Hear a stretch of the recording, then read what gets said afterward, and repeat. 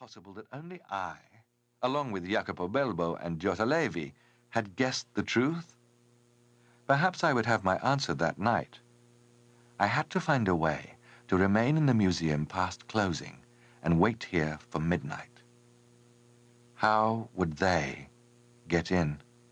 I had no idea. Some passageway in the network of the Paris sewers might connect the museum to another point. This was madness. I was falling into the same trap, the same game that had driven Jacopo Belbo out of his mind. I, the doubter.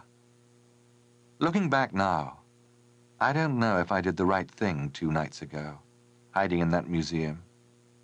If I hadn't, I would know the beginning of the story, but not the end. Nor would I be here now, alone on this hill, while dogs bark in the distance, in the valley below, as I wonder, was that really the end? Or is the end yet to come? I decided to move on. I abandoned the chapel, went upstairs, walked through the halls of the crafts, of energy, electricity. No place to hide here. I turned into the hall of glass, where I noticed the sentry box of the periscope. I entered. The periscope gave me a view of the outside as if I were looking through a window in the upper part of the apse of Saint-Martin. I could make out streets which the choir overlooked. There was no real reason the periscope should be in the hall of glass, rather than in the hall of optical instruments, but obviously it was important for this particular view of the outside to be in this particular place, this cubicle, so positivist scientific, a thing out of Jules Verne. In any case, if I had the strength and the courage to stay here for another half-hour or so, the night watchman might not see me.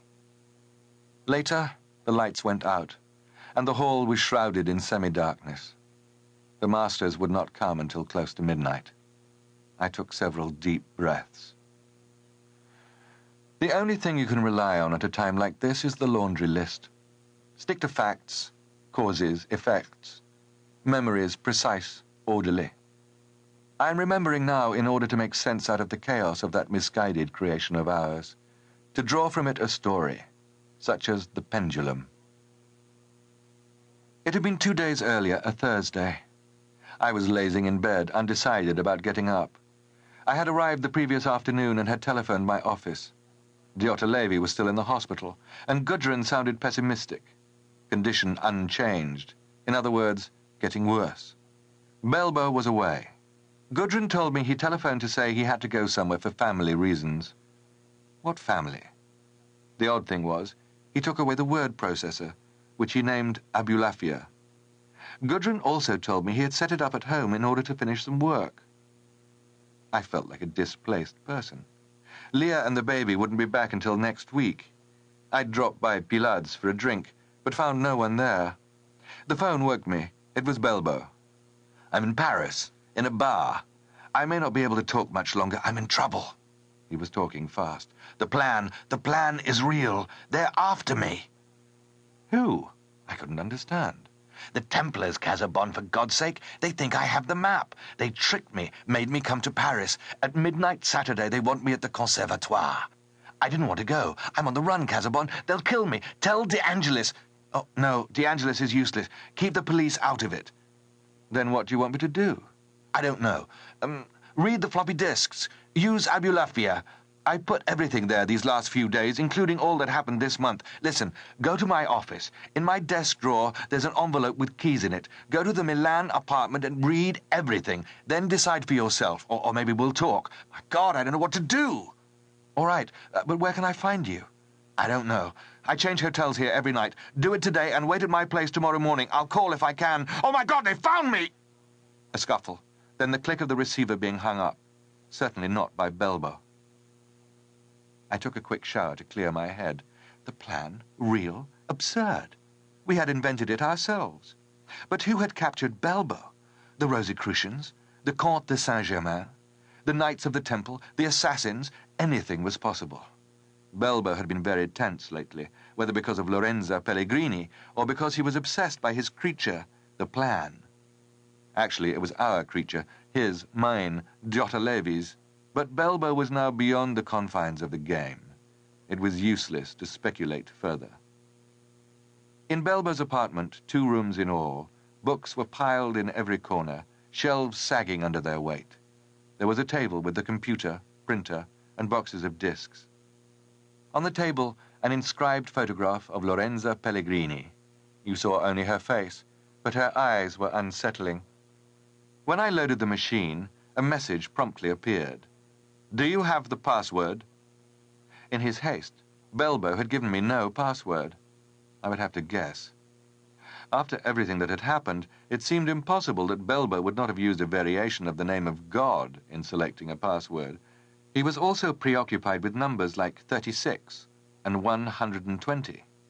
Surely they would enter into it too. But why should Belbo have thought in Giotto Levi's Kabbalistic terms? Belbo was obsessed by the plan.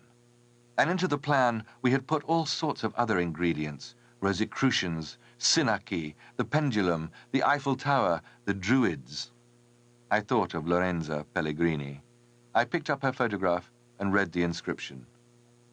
"For I am the first and the last, the honored and the hated, the saint and the prostitute. Sophia." I sat down at the keyboard and tapped out, "Sophia." Nothing.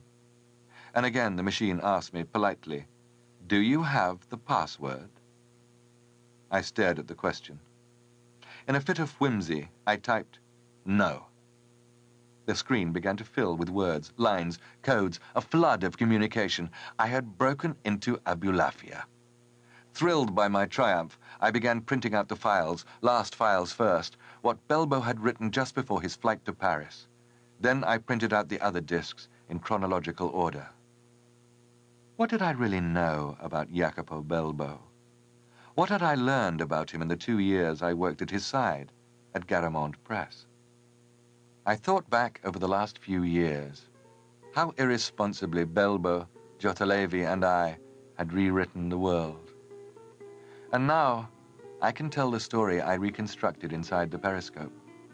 The story I had lived for 12 years between Pilad's whiskey and the dust of Garamond Press.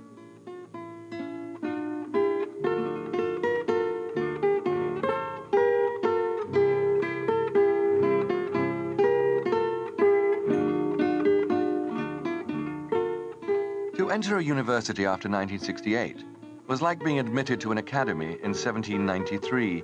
You felt your birth date was wrong. Jacopo Belbo, almost 15 years older than I, later convinced me that every generation feels this way. You were always born under the wrong sign, and to live in this world properly, you have to rewrite your own horoscope day by day. The University of Milan was the place to be in those years. Everywhere else in the country, students were taking over classrooms and telling their professors they should teach only proletarian sciences. But at our university, a territorial compromise held. The revolution occupied the grounds, the auditorium, and the main halls, while traditional culture, protected, went on talking as if nothing had happened. For no particular reason, I signed up for a seminar on medieval history and chose for my thesis subject the trial of the Templars.